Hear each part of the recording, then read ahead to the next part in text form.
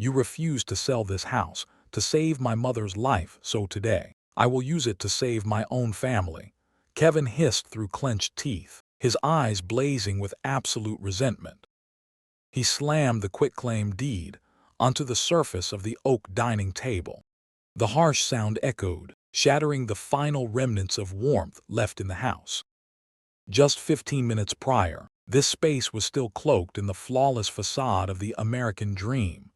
It was my 60th birthday.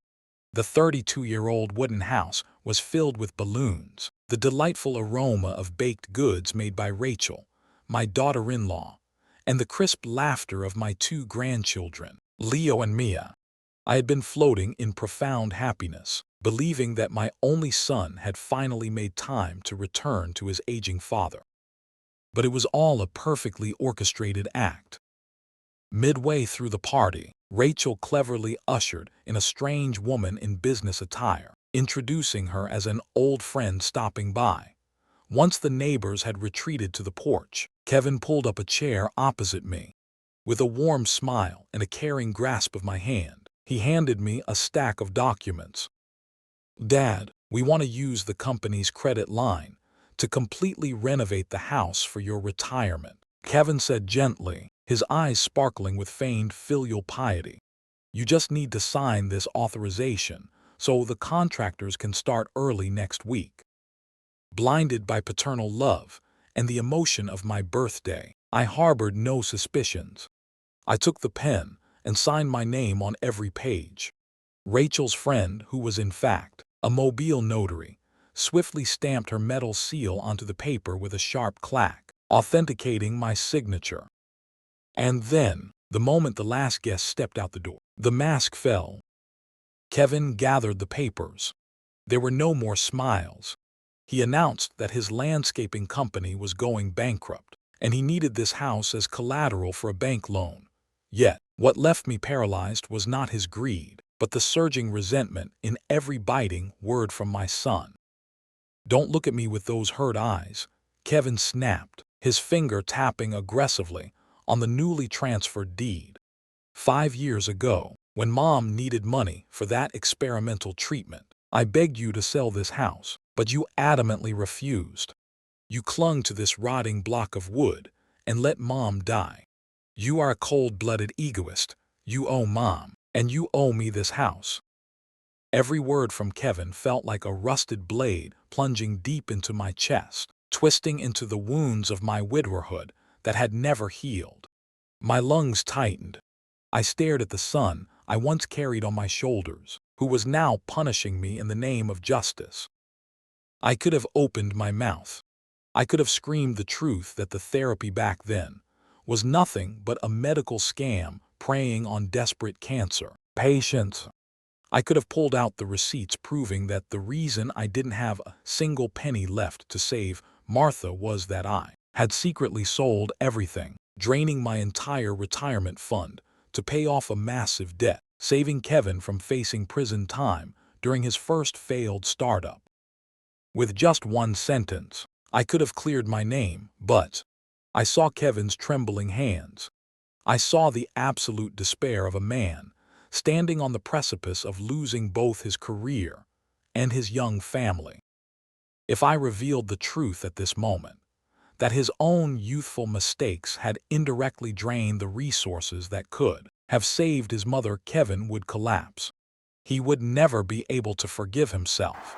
That mountain of guilt would crush the rest of his life, rendering him incapable of being a sturdy father to Leo and Mia. Martha had made me swear never to reveal that secret.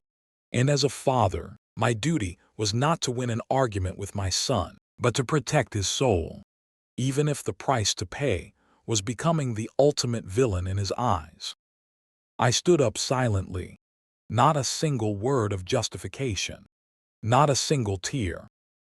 I walked toward the corner of the room, picking up the suitcase Rachel had pretend packed to trick me into a vacation. Little Leo, a chocolate-covered fork in his mouth, stared bewilderedly at his grandfather.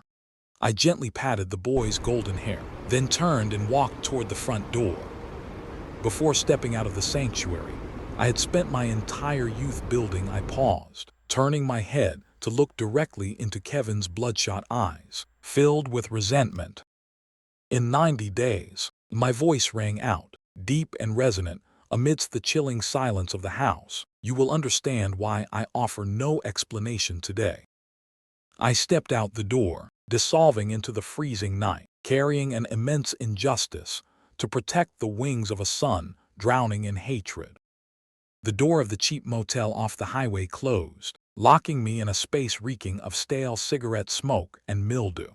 The red neon light from the vacancy sign flickered through the curtains, illuminating the stains on the peeling walls. The screeching tires of passing trucks tore through the night, a stark contrast to the peaceful silence beneath the oak tree of the home I had just left. I slowly placed the suitcase next to the stiff single bed, my exhausted legs ready to give way.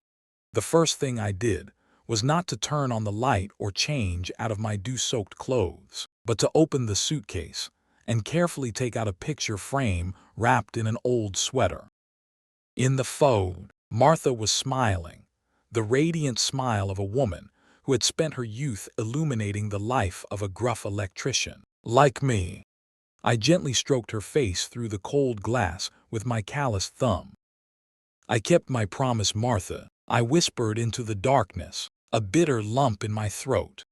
I didn't tell him, even though he hates me to the marrow of his bones. Kevin's words from a few hours ago still echoed in my mind like a life sentence. You clung to this rotting block of wood and let Mom die. You are a cold-blooded egoist. That night, and the subsequent nights of the first week, passed in agonizing internal conflict. There were moments when the injustice welled up in my chest, making it hard to breathe. All it would take was picking up the phone, calling Kevin, and screaming the truth at him. That the cancer treatment was a fraud sold by merchants of false hope. That the sole reason our family was left penniless to try that miracle was that I had secretly sold our most valuable possessions, including liquidating my retirement fund, to pay off a massive debt and save Kevin from a prison sentence when he went bankrupt at 22. Just one call, and I would cleanse my honor. I would no longer be a cold-blooded old man, no longer the indirect murderer of the wife I loved most. But then, I imagined Kevin's face if he were to learn that truth. A man on the verge of bankruptcy, watching helplessly as his wife and children suffer, is already a rotting branch ready to snap. If that massive weight of guilt were to crash down upon him now, that his own youthful arrogance had drained his mother's chances of survival and turned his father into a destitute, falsely accused old man, Kevin would shatter completely. The pride of a man would be mercilessly crushed. He would plunge deep into torment and self-loathing, likely collapsing forever, dragging the futures of my innocent grandchildren down with him. In America, individual rights, transparency, and justice are highly esteemed. But in fatherhood, sometimes the justice of the truth is the most cruel weapon of all. A true father never throws a lifeline to his son by drowning him in the depths of guilt. Instead, I chose to be the villain. I let him hate me. Because when a man has an enemy to blame, a target for his resentment, he finds the motivation to fight. His anger toward me would serve as the catalyst keeping Kevin on his feet, helping him grit his teeth and push forward to salvage the rest of his life, to prove that he is better than that selfish old man. For 10 days, living in solitude under a strange roof, I ate bland canned food and drank cold coffee. My aging body ached from a lack of medication and my familiar bed. Not a single call, not a single message from Kevin or Rachel. I seemed to have evaporated from their world, erased like a stain on the family name. The pain of being falsely accused still clawed at my heart every night, but I shed no tears. I had locked myself in this sentence. My silence was not cowardice or surrender to an unfilial son. That silence was the final shield, forged with the blood, sweat, and honor of a father, meant to protect the severely wounded soul of the son he loved most. The countdown continued, 90 days. Everything had only just begun. As my father's battered car started up and faded into the night, I stood silently in the middle of the living room, my hand still tightly gripping the quitclaim deed. The blue balloons rubbed against the ceiling, emitting a squeaky sound that felt as irritating as a mockery. Rachel had already taken Leo and Mia upstairs to bed. The 32-year-old wooden house was now engulfed in an eerie silence. I should have felt relieved, holding the lifeline that could resurrect my drowning landscaping company. But no, my chest heaved with ragged breaths, a swirling sensation of emptiness and bitterness rising within. I poured myself a glass of bourbon, downing it to banish the final look in the old man's eyes before he walked out the door. That look held no anger, no pleading. Instead, it carried a strangely profound sense of resignation. But I immediately brushed the thought away. Resignation? No, it was the cold-bloodedness ingrained in his very bones. Closing my eyes, the smell of the old oak wood in the house dragged me right back to the darkest period 5 years ago. The overwhelming scent of antiseptic in the oncology ward. That year, my mother, the most wonderful woman in the world, was reduced to skin and bones on her hospital bed. The doctors at the local hospital had shaken their heads, but I found a ray of light, an experimental therapy at a private research institute. The cost was exorbitant, and insurance wouldn't cover it, but it promised a chance to prolong her life. I still vividly remember the night I collapsed to my knees in the hospital corridor, thrusting the documents about the therapy in front of my father. "Dad, sell the house or mortgage it," I had screamed in despair, tears streaming down my face. "We can save Mom. The doctor says there's still hope." But in response to his son's heart-wrenching pleas, my father merely stood there, his face hardened like moss-covered stone. Not a single tear. He looked at me slowly, his voice so dry and ruthless that I could never forget it. "No, Kevin. I will not sell the house. Your mother wouldn't want us to lose our home." Our home. What meaning did a home have when the keeper of its warmth was gasping for every breath? My mother passed away a mere 3 weeks later. On the day she was lowered into the grave, my father stood perfectly straight, his face still devoid of emotion and cold. From that day on, something inside me died, along with my mother. Every time I stepped foot into this house for Thanksgiving or Christmas, seeing my father polish the wooden cabinets or fix the porch, my stomach churned. In my mind, every tile, every floorboard was bought with my mother's life.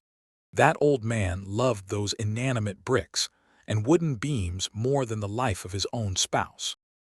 The seed of resentment was planted that day, silently taking root and extending its sharp thorns to shred our bond. And then, the final straw came last month. My landscaping company, Green Horizon, which I had poured my heart and soul into, teetered on the brink of bankruptcy due to overexpansion and supply chain disruptions. I owed wages to my employee and payments to equipment suppliers. The futures of Rachel, little Leo, and Mia were about to be buried in the rubble. I cast aside my pride, went home, and begged my father to let me use the property deed to secure an unsecured loan. If I could just hold on for 6 months, I would pull through. But history repeated itself. The old man shook his head, avoiding my gaze. "I can't help you, Kevin. You can't, or you won't. Are you planning to kill my family the same way you did to Mom?" I had roared before storming off. It was in that moment I realized I couldn't rely on a selfish man.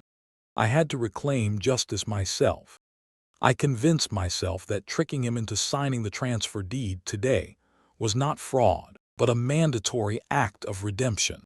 This house should have been sold 5 years ago to save my mother. Now, I was merely taking back what belonged to my family, to save my wife and children from the tragic fate my mother had suffered. I stroked the transfer deed on the table, reassuring myself that I had done the right thing. I was a man protecting his family. My father's mysteriously silent departure was surely just the helplessness of a miser stripped of his most prized toy. Tomorrow, the bank would appraise it. Everything would fall back into place. I drained the last drop of liquor, certain that justice was finally on my side. The pale light of dawn slipped through the gap in the motel curtains, casting shadows on my exhausted face. All night, Kevin's ironclad accusation echoed repeatedly in my mind.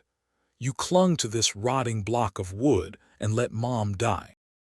The boy did not know that behind my ruthless refusal that year lay a deep pit of despair I had dug with my own hands to bury the truth, intending to take it to my grave.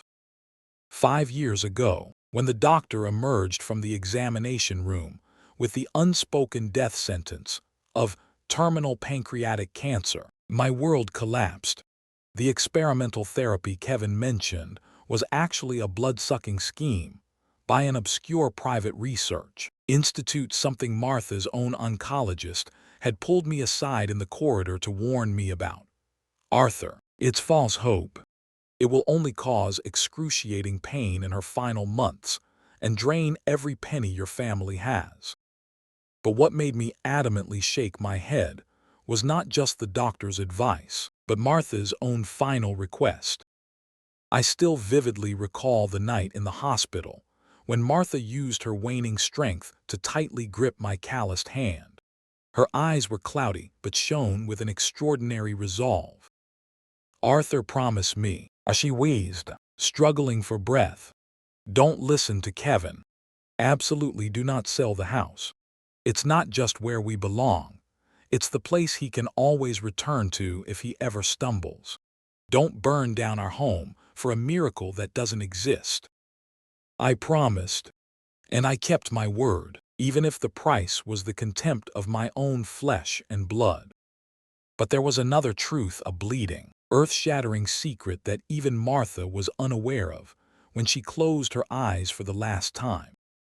Kevin resented me for refusing to sell the house, but he never asked himself, why would a diligent electrician who worked 38 years for the union, who never traveled or ate at fancy restaurants, not have enough savings to cover his wife's medical bills?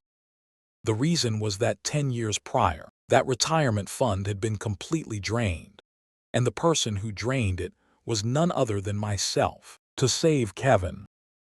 At 22, freshly stepping into the business world, Kevin was far too arrogant and was conned into signing a fraudulent contract. The boy faced massive debt and the threat of criminal prosecution for commercial fraud. I still remember the night he called me from the police station, his voice trembling with fear. To save my son from prison, I secretly filed for an early, full withdrawal of my union pension. I accepted the colossal IRS penalties. But even that wasn't enough. On a pouring rain afternoon, I walked into a cold pawn shop on the corner and removed my diamond wedding band, the most precious thing I had ever bought for Martha on our 20th anniversary, to exchange for the final stack of cash. I paid his bail, settled with the plaintiffs to drop the charges, and transferred all the remaining money into his account to wipe his debts clean. I lied to Martha, saying the ring had slipped off while I was working, and I lied to Kevin, saying the bailout money was borrowed from old friends. I did it all in the shadows, erasing all traces myself, simply because I didn't want the boy to start his new life burdened by an immense sense of guilt and inferiority. And then, the irony of fate struck. When Martha fell ill, my bank account was nothing but round zeros. I had traded my financial lifeline to protect my son's future, but that very sacrifice stripped me of the ability to cling to my wife's life. Imagine what would have happened if last night, facing Kevin's resentful glare, I had thrown that truth in his face. How could a father cruelly scream at his son, "I didn't have the money to save your mother because your own foolish mistakes drained her chances of survival"?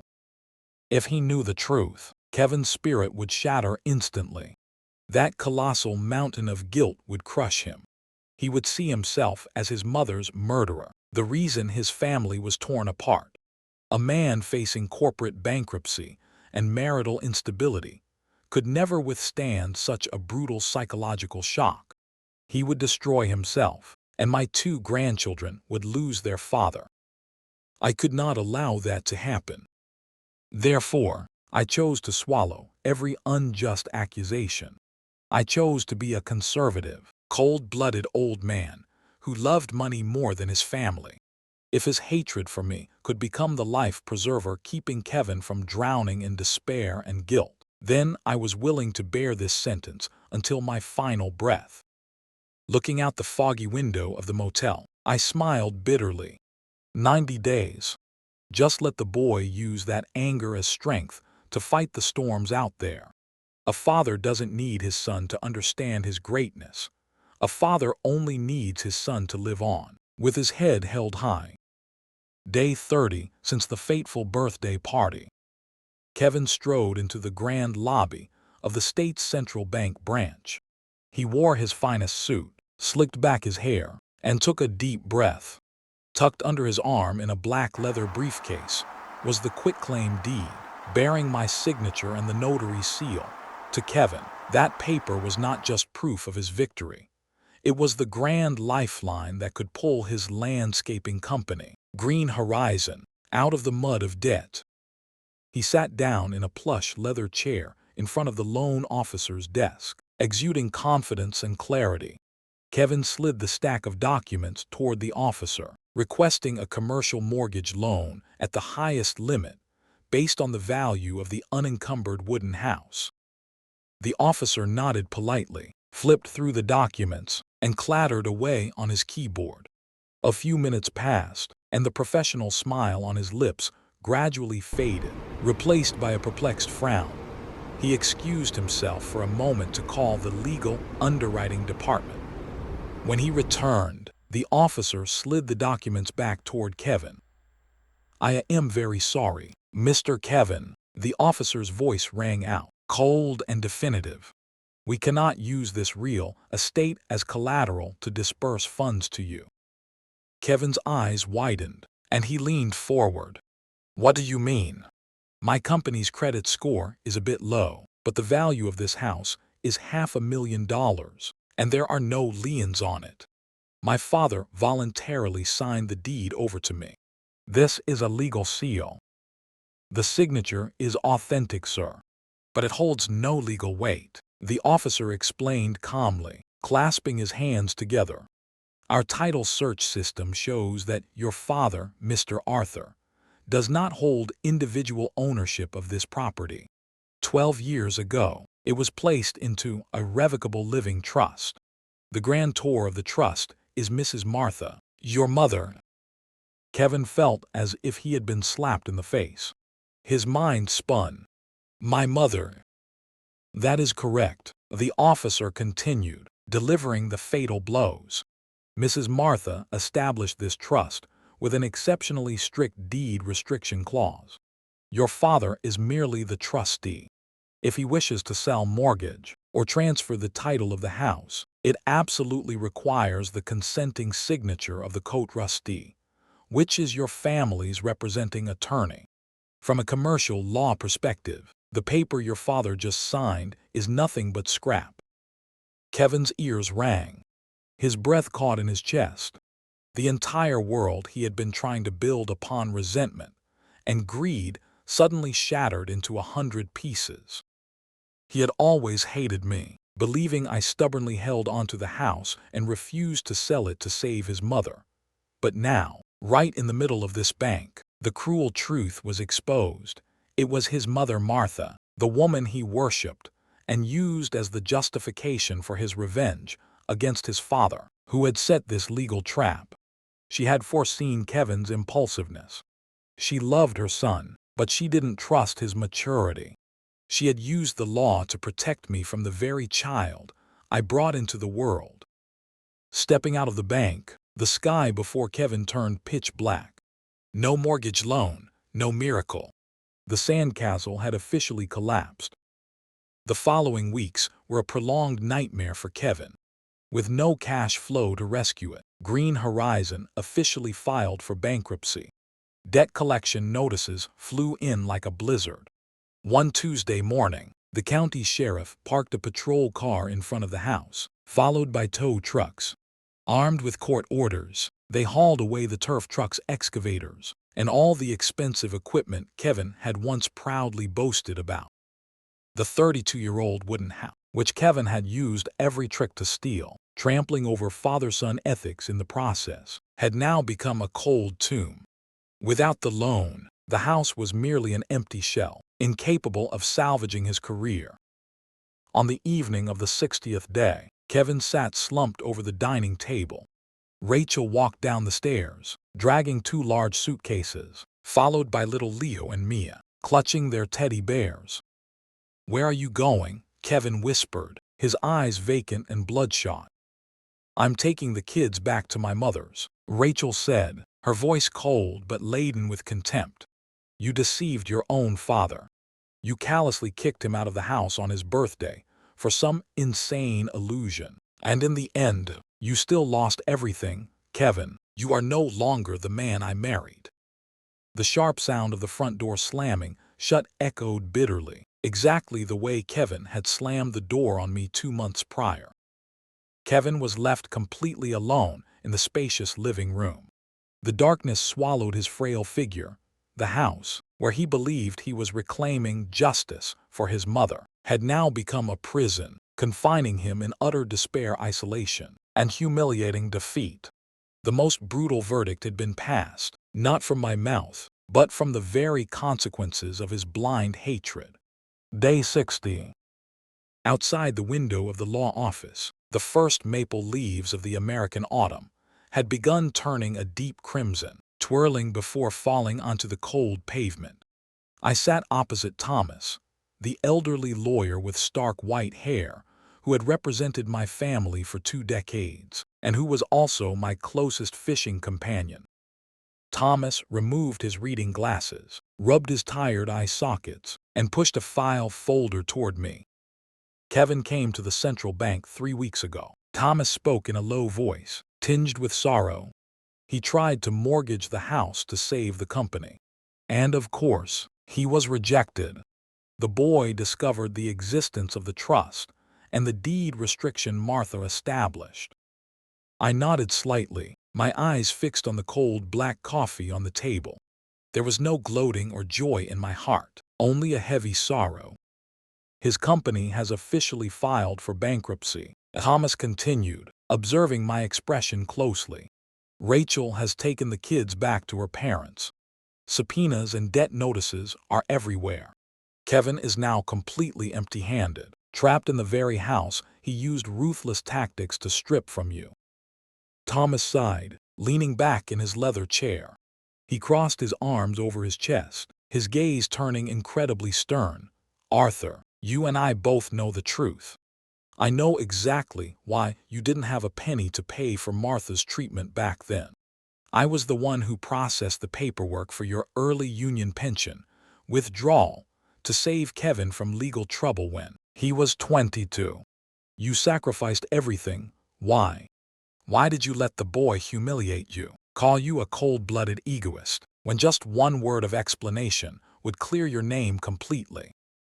I raised a hand covered in prominent veins to wipe my face, feeling the roughness of time and the pains that could not be voiced. "Because Thomas," I whispered, my voice hoarse, "regret is an incredibly bitter pill. If I forced the boy to swallow it while he was standing on the precipice of losing both his career and his family, that medicine would turn into poison and kill him." I looked up at my old friend, my eyes red but resolute. If Kevin knew that his own youthful mistakes drained his mother's chance at life, the boy would never recover. He would curse himself to death. I promised Martha I would protect our son. Sometimes, protecting a man isn't shielding him from the storm, but becoming the wall he can direct his resentment toward, giving him a reason to keep standing. Thomas fell silent. He reached up to adjust his collar, his eyes revealing deep respect. Martha was a remarkable woman. Thomas smiled bitterly. When she asked me to set up this trust 12 years ago, she told me, "Arthur loves his son too much. He will always sacrifice himself. And Kevin is too impulsive and arrogant. I have to use the law to protect Arthur from his own soft heart and protect Kevin from his own greed." Thomas's words played like a slow-motion film, transporting me back to the days when Martha was still alive. She was always the visionary. She understood clearly that my weakness was my blind love for my flesh and blood, and Kevin's weakness was his thirst for the overnight success of the American dream. Martha establishing the trust wasn't merely about preserving a material asset. It was a final lesson, a spiritual legacy she laid out. Knowing our son had to stumble, Martha knew that Kevin could never become a true man, a sturdy father for Leo and Mia, if he continued to rely on his parents' unconditional sacrifices and blamed others for his failures. "So what do you intend to do now?" Thomas asked, breaking the silence. "How long do you plan to play this villain?" I stood up, walked to the window, and watched the maple leaves curling in the cold wind. 90 days, I replied, my gaze fixed on the foggy horizon. I told him, in 90 days he would understand. Regret needs time to sink in, and maturity requires the distance of solitude. Let the boy endure the full 90 days in that house. When all the flashy material things are stripped away, he will have to face his own true self. Thomas nodded slightly, asking nothing more.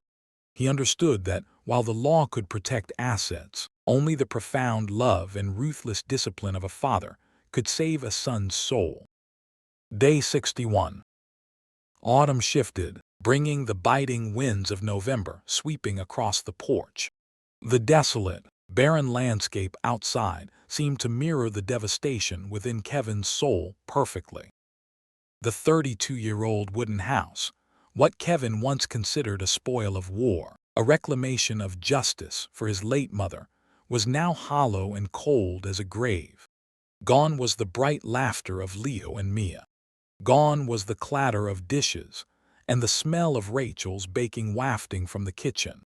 And above all, gone was the patient silhouette of an aging father reading the newspaper by the fireplace every evening. Solitude began to gnaw at Kevin piece by piece. Every footstep he took on the wooden floor echoed with a hollow resonance. He survived day to day on cold bread and cheap beer, sleeping on the living room sofa because he lacked the courage to step into the master bedroom, the space that once held the warmth of his marriage and the warmth of his parents years ago. But what drove Kevin mad was not the red debt collection notices stuffed through the mail slot every day. The most terrifying psychological torture was Arthur's chilling silence. From the day he was kicked out, his father seemed to have vanished from the earth. Not a single resentful phone call. No lawyer knocked on the door threatening a lawsuit. Not a word of pleading or cursing. That absolute silence was like a massive black hole, draining all of Kevin's strength. Initially, he used his anger as a crutch, telling himself his father was cold-blooded and heartless to leave so easily. But as the dark days dragged on, the fire of hatred had no wood to sustain it. It began to die out, giving way to a profound skepticism. On the 75th day, the house's central heating system suddenly malfunctioned. The cold air from outside poured in, creeping through every window crack. Kevin, shivering, pulled out his toolbox and clumsily crawled into the basement to try and fix it. But amidst the tangled wires and rusted circuit boards, he was utterly helpless. Suddenly, childhood memories rushed back. He remembered the broad shoulders of his father, soaked in sweat, toiling in the biting cold of the basement, to ensure his wife and son had a warm night's sleep. He remembered that the kitchen faucet never leaked, the roof never leaked, and light bulbs were always replaced the moment they flickered. For 32 years, that cold-blooded egoist had used his calloused union electrician hands to cherish and care for every brick and every grain of wood in this home. His love was not found in expensive gifts or lavish vacations, but in that invisible yet steadfast protection. A massive fissure ran through Kevin's belief system. He slumped onto the freezing concrete floor, holding his head in his hands. If his father truly loved this house more than his mother's life, if he loved material things more than family, then why did he pack his bag and leave so calmly that night? Why didn't he resist? Why wasn't there a single tear of regret? Kevin began to realize a bitter truth. This house inherently held no value without the souls of the people living in it. By stripping away ownership, he hadn't reclaimed his mother, nor had he saved his company. He had single-handedly smashed the only thing left in the world that loved him unconditionally. Arthur's absence created a colossal void, ruthlessly tearing away the victim persona Kevin had draped over himself. Day 89 closed in darkness. The heater remained broken. The house was submerged in the biting chill of the approaching winter. Kevin lay curled on the sofa, his lips dry and cracked, his eyes circled with dark, bloodshot bags born of physical and mental exhaustion. He no longer hated his father. The resentment had been eroded by time and isolation, leaving behind only an extreme emptiness. His only desire now was not winning a contract to save the company, but simply to hear his father's slow footsteps on the wooden floor, to smell the black coffee he brewed every morning. But the darkness remained thick and mercilessly cold. The 90-day punishment was drawing to a close, paving the way for a truth far more brutal than anything Kevin could have ever imagined. Day 90. Outside, the gray sky of a late autumn day drained the last remnants of weak light. In the dark, musty basement, Kevin silently cleared out old items. With no money left for basic living expenses, he was forced to dig through the remnants of the past, hoping to find a few items he could pawn or sell at a flea market. Kevin's hands, trembling from the cold, touched a frigid metal object. It was Arthur's old, battered toolbox. This heavy block of iron had been by his father's side for 38 years, accompanying him as he crawled through hundreds of attics and tunnels to raise Kevin. A surge of sorrow rose within. Kevin lifted the box, but because his fingers were stiff from the cold and lack of sleep, the handle slipped from his grasp. Crash! The metal box hit the hard concrete floor violently. The sound of clashing metal was deafening. The latch popped open, sending wrenches, pliers, and screws scattering across the floor. But something strange happened. The bottom of the metal box, which should have been a solid piece, had cracked open, revealing an incredibly sophisticated false bottom. Kevin frowned, stepping closer. From the narrow gap of the false bottom, a few yellowed papers fell out, scattering across the damp concrete floor. Curious, he picked up the top sheet. It was a medical report, bearing the red stamp of the hospital where his mother had been treated. Kevin's eyes scanned the clinical jargon, stopping at the conclusion handwritten by the head of oncology. This experimental therapy lacks scientific basis for patient Martha's condition. It cannot save her, will only cause excruciating pain, and will deplete finances. Our hospital strongly advises the family against participating. Kevin's heart skipped a beat. Clipped beneath that report was a small envelope, the handwriting soft and heartbreakingly familiar. It was his mother's writing, Martha's. To Arthur, my beloved husband, Kevin read in a whisper, his voice choking. The doctor told me the truth. I don't have much time left, Arthur. I know you will try everything, but please, promise me. Absolutely do not sell the house to pursue that hopeless therapy. Keep our home. Kevin is impulsive, and one day he will stumble. This house is the only thing I am leaving behind to protect you and our son. You must promise me, no matter how much Kevin resents you, you cannot sell the house. Kevin took a step back, a chill running down his spine. The resentment he had nurtured for 5 years began to tremble. His father hadn't spared the expense. He was simply fulfilling a final promise to his dying wife. But the truly fatal blow still lay at the bottom. With violently shaking hands, Kevin picked up the remaining papers. A receipt from a downtown pawnshop, confirming the sale of a woman's diamond ring, perfectly matching his mother's 20th anniversary wedding band. Date of pawn 10 years ago. And the final document. It was a bank statement and a penalty notice from the IRS. The contents clearly stated, penalty for early total withdrawal of Mr. Arthur's union pension.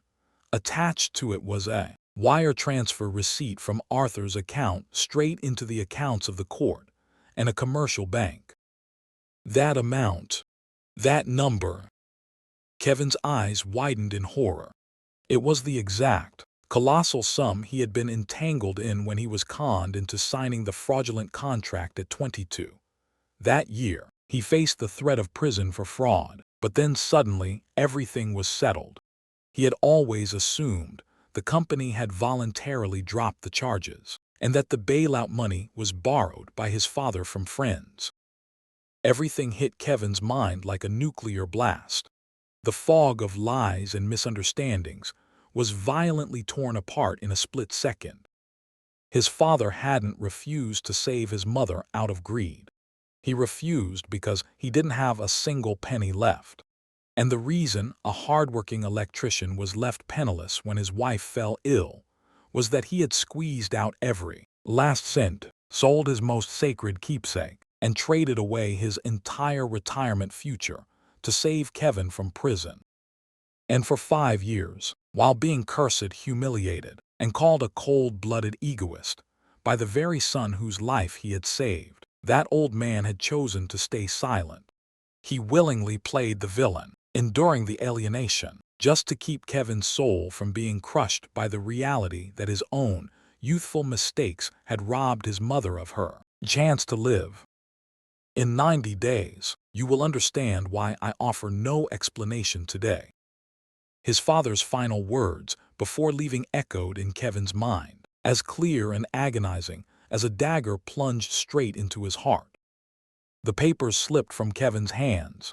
His legs could no longer support him. He collapsed onto the filthy concrete floor, burying his head against the empty iron box. The court of conscience had officially delivered its verdict, and the most brutal punishment had fallen. Amidst the cold emptiness of the basement, a cracked, gut-wrenching wail of a man rang out, overflowing with ultimate regret, profound humiliation, and an overwhelming realization of the monumental love he had so callously trampled upon. Day 91. The gray sky unleashed a freezing rain, typical of early winter, upon the town. The wind howled through the barren trees. In front of the dilapidated motel off the hike, a battered pickup truck screeched to a halt. Kevin stepped out, ignoring the icy raindrops striking his face like needles and soaking through his thin clothes. He walked with heavy steps toward the room marked 104.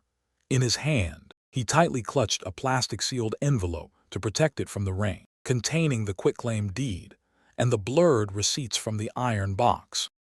Standing before the peeling wooden door, Kevin raised his hand to knock but stopped. The profound humiliation and shame locked his throat. He was a terrible person, an unfilial son who had trampled upon the heart of the greatest father. What right did he have to face him now? But then, the door suddenly opened from the inside. I stood there, wearing a frayed old sweater, holding a steaming mug of coffee. My eyes met Kevin's haggard, soaking wet, and violently shivering figure. His face was pale and visibly hollowed, rainwater mixing with the tears streaming down his stubbled cheeks. The moment our eyes met, the last ounce of Kevin's strength completely vanished. He collapsed, falling to his knees on the cold concrete porch, his tears breaking free and blending into the sound of the rain. I saw everything. Kevin sobbed loudly, his voice hoarse from the cold and crying. In the box, I read Mom's letter. I saw the pawn receipt and the pension withdrawal penalty. Dad, why didn't you tell me? Why did you let me think you were a cold-blooded monster when I was the reason, Mom? He couldn't finish the sentence. The massive weight of guilt choked him, making him bow his head close to the ground, his shoulders shaking uncontrollably. He didn't dare ask for my forgiveness. He knew his sins couldn't be washed away with a few apologies. I placed my coffee mug on the wooden shelf by the door. There were no harsh reprimands, no gloating from a victor in a psychological war. I stepped out onto the porch, letting the rain soak my shoulders. I bent down, sliding my hands calloused from 38 years of holding pliers and wrapping electrical wires, under Kevin's arms, using my strength to pull him to his feet. The scene was identical to 30 years ago, when he scraped his knees learning to ride a bike, and I lifted him, brushing the dirt off his clothes. "Stand up, son," I said in a deep, warm voice, patting his trembling shoulder firmly. "A man can fall, but he is not allowed to kneel in the rain to escape his own pain. Come inside. You're freezing to death." Once seated inside, Kevin shakily pulled the envelope from his jacket, placing the stack of papers on the table. "I'm giving everything back to you, Dad," Kevin whispered, not daring to look me in the eye. "I don't expect you to forgive me, but I beg you, please come home. That is your house. As for me, I don't deserve to step foot in that house ever again." I looked at the crumpled quitclaim deed, then looked at the son who had been battered by the truth. I reached out and pulled the paper toward me. "I will take the papers back," I said calmly, "but I won't return to that house, Kevin."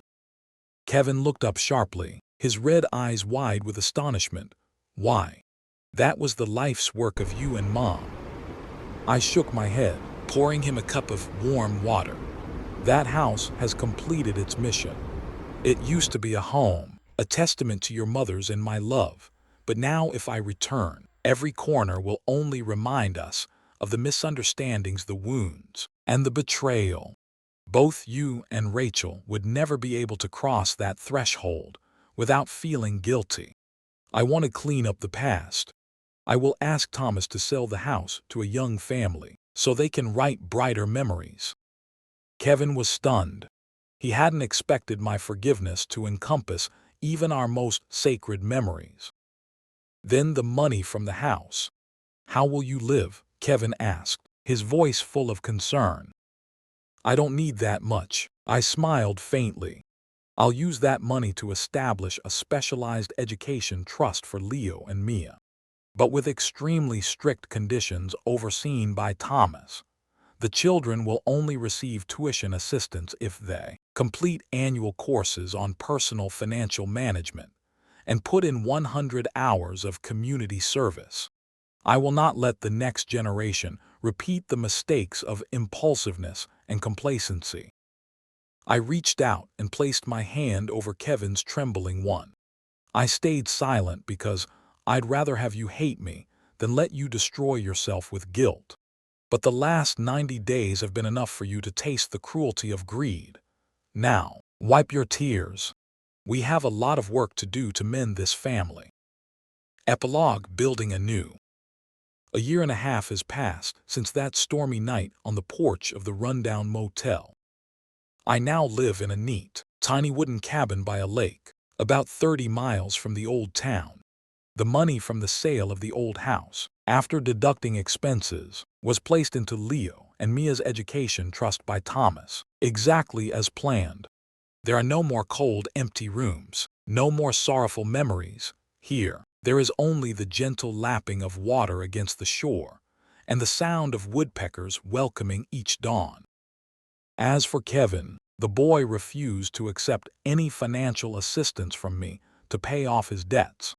"I used your money once when I was 22, and it cost Mom her life," Kevin once said, his eyes resolute. "This time, I will stand on my own feet." And he truly did. Kevin shed his expensive suits and brand new pickup truck. He took a job as a foreman for another landscaping crew, starting over empty-handed every day. He wears a frayed flannel shirt and mud-caked boots, sweating blood to earn an honest wage.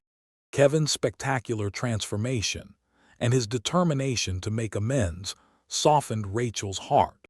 They began attending marriage counseling and are slowly rebuilding trust under the roof of a small rented house. Saturday afternoons have now become an unspoken tradition between my son and me. Kevin often drives his old car to my lakeside cabin.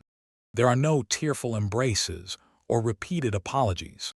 The two of us usually spend hours in the small shed in the backyard sawing wood, sanding, and repairing broken furniture together. Today, Kevin was focused on using sandpaper to smooth the surface of an oak porch swing we planned to put outside. Beads of sweat rolled down his forehead, and his hands had begun to develop rough calluses. The calluses of a real man shouldering the weight of his family, just like my hands all those years ago. I finished paying off the last equipment suppliers' debt this week, Dad. Kevin suddenly spoke up, blowing the sawdust off the wood surface. I paused from wrapping the electrical wire, smiling faintly and nodding. I am very proud of you, Kevin. The boy stopped his work, looking up at me. His eyes no longer held the arrogance of a fake executive, nor the despair of a man at rock bottom, but rather the quietness of someone who understood the price of maturity. I'm still trying to fix everything, Kevin whispered, his hand running along the wood grain. I know returning to how things were is impossible. That's right, it's impossible to return to how things were, I interrupted, stepping forward to pat his shoulder lightly. But we can create something new and sturdier. Blood ties are what brought us to sit together under this porch. Forgiveness is a gift, but respect, Kevin. Respect is something you have to earn back yourself through your actions every single day. Kevin nodded deeply. He understood that second chances are never meant for the weak or the reliant. A second chance is a cruel privilege, forcing a person to transform completely and never being allowed to forget the tear-soaked lessons of the past. Late in the afternoon, as Kevin's car disappeared behind the row of maple trees, I brewed myself a cup of hot tea, sat down on the newly built swing, and gazed out at the lake tinged with the colors of sunset.